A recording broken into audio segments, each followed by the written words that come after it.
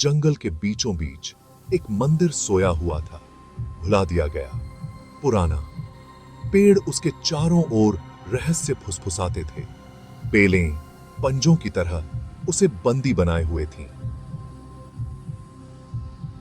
Village वाले उसके बारे में धीमे स्वर में बात करते थे। उनकी आंखें डर से फैली हुई थीं। कोई भी पास जाने की हिम्मत नहीं करता था, अब और नहीं। राजू, जवान और लापरवाह, उनके डर पर हंसा।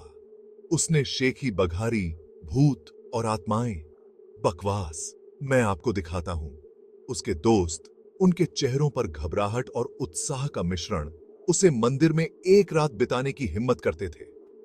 राजू चुनौती का विरोध करने में असमर्थ, सहमत हो गया। जैसे ही सूरज क्षितिज से नीचे डूबा, आसमान को नारंगी और बैंगनी रंग में रंग दिया, राजू मंदिर के पास पहुंचा। हवा भारी हो गई। सन्नाटा केवल पत्तों की सरसराहट और दूर से आती एक रात के पंछी की आवाज से टूटा। वह कांप गया। बेचैनी की भावना उसकी रीढ़ की हड्डी तक फैल गई। मंदिर में कदम रखते ही राजू को एक पुरानी गंध का सामना करना पड़ा। सड़ांध और भूली हुई चीजों की गंध।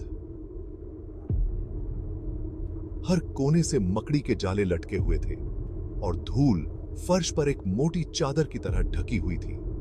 एक अजीब सी खामोशी ने उस पर दबाव डाला। उसने मंदिर का पता लगाया। उसके कदम विशाल खालीपन में गूंज रहे थे। जैसे ही बाहर जंगल से अंधेरा रिस रहा था, दीवारों पर अजीबोगरीब परछाइयां नाच रही थीं। उसने फुसफुसाहट सुनी, धीमी और अस्पष्ट। ऐसा लग रहा था जैसे खुद पत्थरों से आ रही। उसका दिल उसकी छाती में जोर से धड़क रहा था।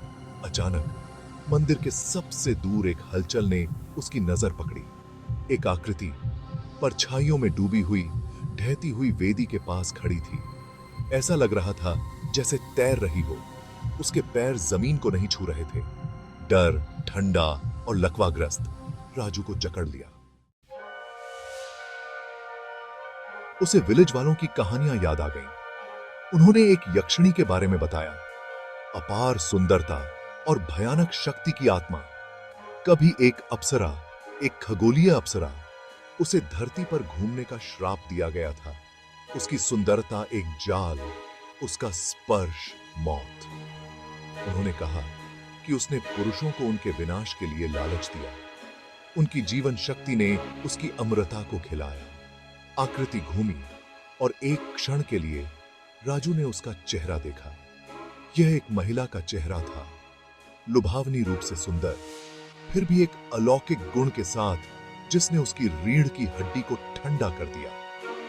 उसकी आंखें बड़ी और चमकदार, उसे देखती हुई प्रतीत हो रही थी, उसकी आत्मा को पढ़ रही थी। राजू पीछे हट गया। उसका दिमाग उसे दौड़ने के लिए चिल्ला रहा था। वह भागने के लिए मुड़ा, लेकिन मंदिर के दरवाजे, जो एक बार खुले थे, अब बंद थे। उसने दरवाजे हिलाए। उसका दिल उसकी पसलियों से टकरा रहा था। दहशत उसके अंदर अच्छी तरह से उठी। उसका गला घोंट दिया। वह फंस गया था।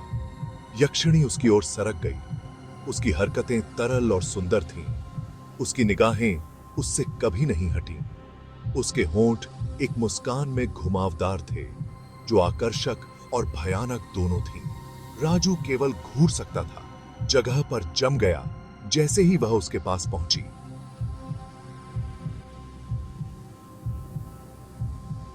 उसकी हंसी हवा की झंकार की तरह मंदिर में गूंज उठी, जिससे उसकी रीढ़ की हड्डी में ठंडक आ गई। उसने अपनी आंखें बंद कर लीं, अपरिहार्य के लिए खुद को तैयार कर लिया। उसने अपने गाल पर एक ठंडा हाथ महसूस किया। उसका स्पर्श बर्फ जैसा था। उसने अपनी आंखें खोलीं और देखा कि उसका चेहरा उसके चेहरे से कुछ इंच की दूरी पर है। उसकी आंखें एक भयानक रोशनी से चमक रही हैं। डरो मत, वह फुसफुसाई। उसकी आवाज रेशम की तरह। यह जल्दी होगा। और फिर सब कुछ काला हो गया।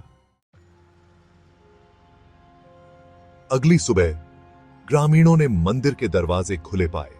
अंदर राजू का कोई पता नहीं था, केवल एक भयानक सन्नाटा और हवा में चमेली की हल्की गंध थी। विलेज वाले बिना किसी संदेह के जानते थे कि उनके दोस्त का क्या हुआ है। यक्षिणी ने एक और शिकार का दावा किया था। मंदिर बना रहा। यक्षिणी की शक्ति का एक मूक प्रमाण उन लोगों के भाग्य की एक भयानक याद दिलाता है जिन्होंने जंगल की फुसफुसाहट को टालने की हिम्मत की थी। और इसलिए विलेज डर में जीता था, हमेशा के लिए यक्षिणी की कथा से प्रेतवाधित।